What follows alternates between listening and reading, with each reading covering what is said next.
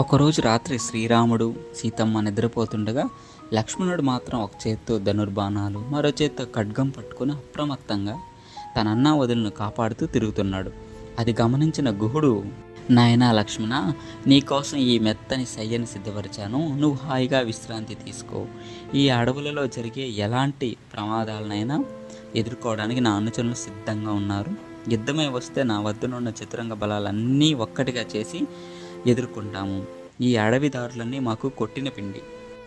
నిత్య సుఖాల్లో పుట్టి పెరిగావు నువ్వు వెళ్ళి విశ్రాంతి తీసుకో. శ్రీరాముని రక్షణ భారం మేము చూసుకుంటామన్నారు. దానికి లక్ష్మణుడు, స్వామి, శ్రీరాముని రక్షణ విషయం పైన మీరు ఎలాంటి దిగులు పడకండి. ఈ ప్రపంచంలో నాకు మా అన్న శ్రీరాముని కంటే ప్రియమైన వాళ్ళు ఎవరూ లేరు.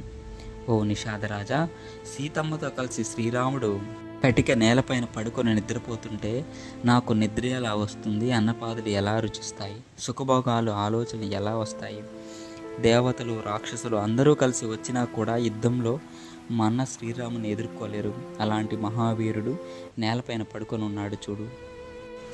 ఎన్నో తపస్సులు యజ్ఞయాగాలు చేస్తే దశరథ మహారాజు గారికి పెద్ద కొడుకులా శ్రీరాముడు లభించాడు.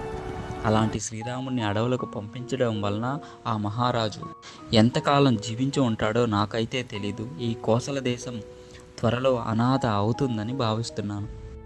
మా తల్లి సుమిత్రాదేవి శత్రుఘ్నుడు చూసుకోవడానికి జీవించి ఉండొచ్చేమో కానీ కౌసల్యమాత మాత్రం పుత్రశోకంతో తను చాలిస్తుందేమో.